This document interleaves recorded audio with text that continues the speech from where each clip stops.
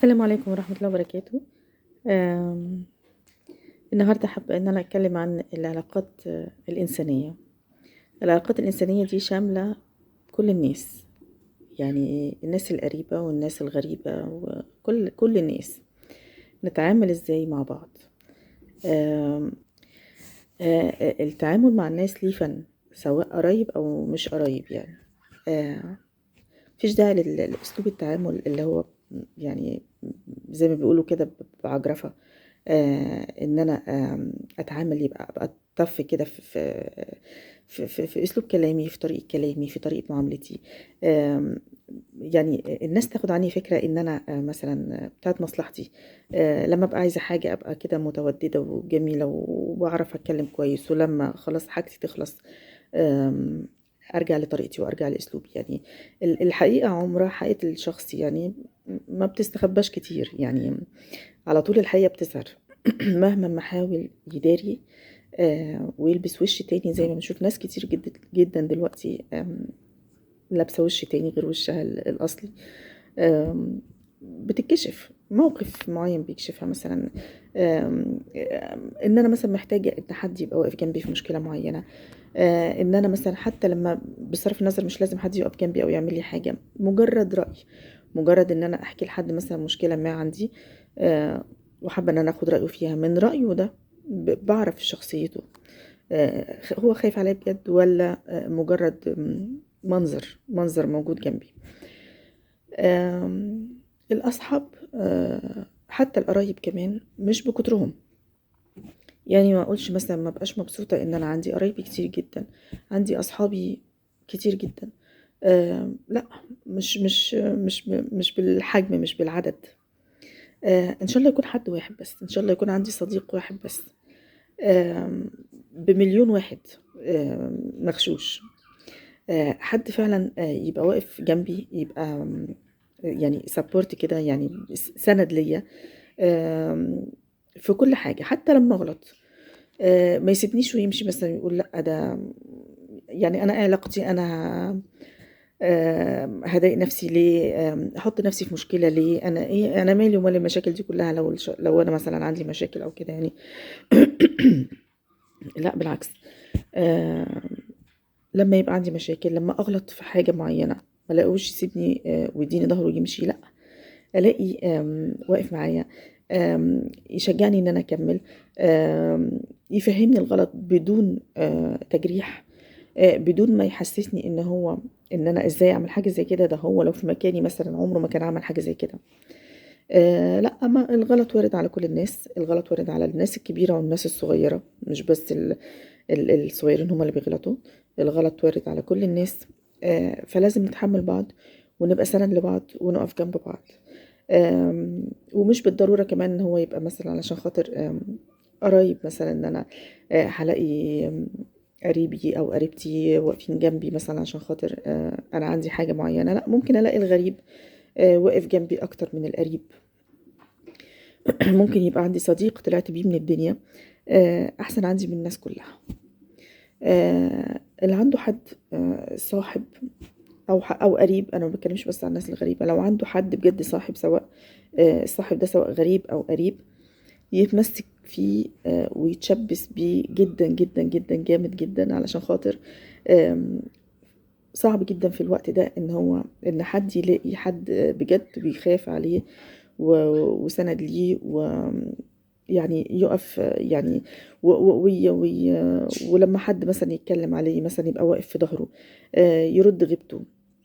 يعني حد فعلا بيحبه من قلبه بدون أي مقابل، مش عشان أنا عايزة منك حاجة يبقى أنا هحبك دلوقتي علشان خاطر آم، حاجة معينة مثلا انت هتمشيها لي، أنا طلب معين، أنا شايفك مثلا في منصب ما وانا محتاجة منك مثلا كذا، فانا هحسسك ان انا بحبك، هحسسك ان انا معاك، هحسسك ان انا صديقة مخلصة. ده لمجرد ان انا لما اجي اطلب منك طلب، او ان انا اجي احتاج لك، بما انك انت في مركز مثلا مفيد او نافع بالنسبه لي يعني، فانا مصاحبك عشان خاطر كده. لا، يعني انا ممكن نصاحب اي حد مش محتاجين منه حاجه. ممكن الصداقه دي تبقى يعني مش علشان خاطر احنا محتاجين بعض إنسانيا، محتاجين بعض معنويا، مش محتاجين بعض في حاجات تانية، مش موجودين في حياة بعض عشان خاطر أنا. طب فرضا أنا مصاحبة حد علشان خاطر أنا محتاجاه في حاجة، لأن هو مثلا في وظيفة معينة، هو في منصب معين هيقدر يمشي لي حاجة كذا في شغلي، في حياتي كده يعني. خلاص أنا انتهت، يعني انتهت حاجتي للموضوع ده، انتهت ان انا احتاج من الشخص ده، لان الحاجة دي مثلا مشيت، او انا غيرت اتجاهاتي، او انا بقت نظرتي لحاجة تانية، مش عايزة الموضوع ده، عايزة حاجة تانية، فمش محتاجة الشخصية دي انها تمشي لي حاجة معينة يعني. فبدأت واحدة واحدة ان هو يحتاجني في حاجة، اخلع منه ان هو يقول لي حاجة، ما يعني ما بقتش صح، ما بقناش صحاب زي الاول، علشان خاطر انا ما بقتش عايزة منه حاجة. في مثل كده بالبلدي دايما كانوا زمان بيقولوا، يعني ان هو خلصت حاجتي من جارتي. ان انا طول ما انا عايزة منك حاجة، طول ما انا جنبك، وطول ما انا بكلمك على طول بشكل مستمر، وطول ما انا بسأل عليك، خلاص انت وانس عملت لي الحاجة دي، وانا خلاص مش عايزة منك حاجة، انا هبطل اسأل. لو انت سألت او لو احتجت مني حاجة، ما هو انا محتاجاك النهاردة في حاجة، بكرة انت تحتاجني في حاجة، الدنيا كده يعني. لو انت احتجت لي في حاجة، انا مش هعملها لك. لا، ليه مش هعملها لك؟ ليه؟ علشان خاطر انا كان وجودي في حياتك مجرد ان انا محتاجاك في حاجة معينة، والحاجة دي خلصت خلاص. فياريت نغير مفهومنا، ونغير نظرتنا للحاجات، نغير نظرتنا لبعض، ان احنا نبقى موجودين في حياة بعض، لان احنا محتاجين بعض في الدنيا، ان احنا محتاجين بعض زي ما قلنا، سند وحد يسمعنا، وصداقة بجد بدون اي هدف، بدون اي هدف، مش محتاجين حاجة من بعض غير اننا نبقى جنب بعض. سواء بقى اخوات، سواء اصحاب، سواء جيران، سواء زمايل في الشغل، اي بني ادم في الدنيا، احنا موجودين المفروض في حياة بعض، علشان خاطر نقف جنب بعض ونحب الخير لبعض. لكن للأسف في نوعيات كتير من البشر، طول ما محتاجين، محتاج حاجة من بعض، يعني طول ما محتاجين حاجات من بعض بيكلموا، بيتوددوا، وبتبقى الدنيا لطيفة جدا. وممكن يعني ممكن يبقى في حد أنا عارفاه مثلا في حياتي بالسنين، بتوصل الموضوع بيوصل لكده، يعني ممكن أعرفه بالسنين، لمجرد ان احنا بنتكلم مع بعض، بنخرج، بنهزر، مفيش مشاكل في علاقتنا. انما في وقت معين كنت محتاجة للشخص ده اللي انا بقالي سنين معاه طويلة، في موقف معين كنت محتاجة للشخص ده، ما لقيتوش جنبي. بدأت يعني انا مش لازم تكون حاجة شخصية، انا بتكلم بشكل عام يعني. بدأت مثلا افتكر المواقف والردود والكلام اللي كان بيتقال في مواقف مختلفة. الواحد كان بيبقى مش شايف، كل اللي شايفه ان ده صاحبي، والتبريرات بقى تشتغل، التبريرات تشتغل. لا دي ما تقصدش، لا دي اكيد في عندها مشكلة، عشان كده ردت عليا الرد ده. لا، ما هو الدنيا مليانة مشاكل، ممكن يكون ولادها، ممكن يكون اصحابها، ممكن يكون اخواتها مضايقينها في حاجة معينة، عشان كده ردت رد معين. تبريرات لغاية ما بيحصل موقف بيبين الشخص ده على حقيقته. الواحد بيقول لنفسه يعني قد ايه انا كنت اعمى، قد ايه انا كنت مش شايف، ومش واخد بالي من الشخصية دي. يعني على قد ما انا كنت بحبها مثلا، او على قد ما كنت بتمنى لها الخير، كان العكس تماما، وانا ما كنتش واخده بالي، وما كنتش شايفه يعني حاجات كتير. علشان كده يعني في ناس كتير جدا الدعاء بتاع ربنا يديك على قد نيتك، في ناس كتير جدا ما بتحبوش، لان كل واحد عارف ضميره. ف اللي بيحب الدعاء ده فعلا يبقى ضميره سليم، وبيحب الخير للناس، وما عندوش اي مشكله في حاجه. لما اقول لحد ربنا يديك على قد نيتك، مش كل الناس بتتبسط من الدعاء ده يعني.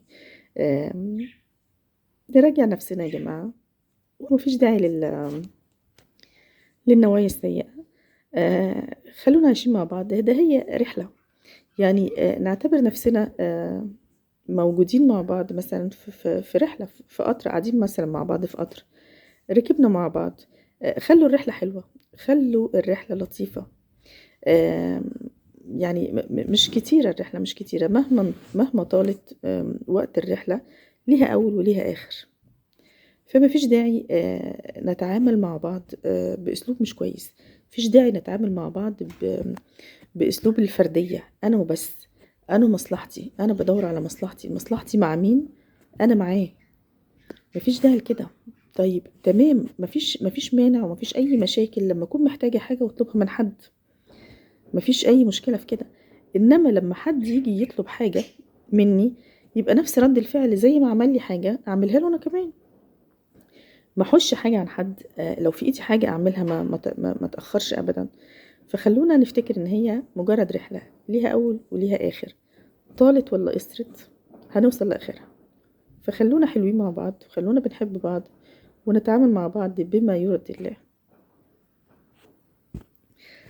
يا رب يكون النهاردة الموضوع عجبكم.